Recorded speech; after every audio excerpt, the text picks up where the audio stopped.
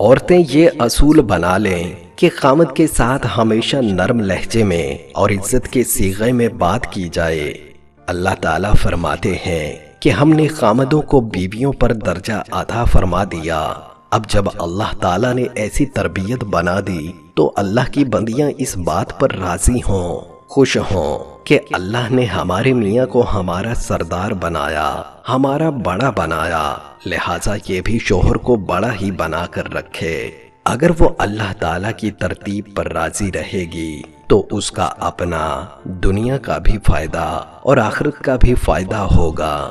مگر دوستو، دیکھا یہ گیا ہے کہ عورت اگر پڑھی زیادہ ہو یا سمجھدار زیادہ ہے تو پھر یہ خامد کے ساتھ حاکمانہ لہجے میں بات کرنے لگ جاتی ہے، جیسے آرڈر پاس ہو رہا ہوتا ہے۔ یہ ایسے اس کے ساتھ ڈیل کرنا شروع کر دیتی ہے اور یہ چیز پھر خامد کے دل میں نفرت پیدا کر دیتی ہے۔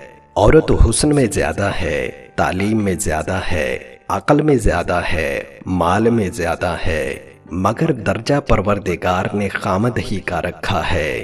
لہٰذا عورت کو چاہیے خامد سے ہمیشہ نرم لہجے میں گفتگو کرے، تو کہنے کی بجائے آپ کہہ کر گفتگو کرے۔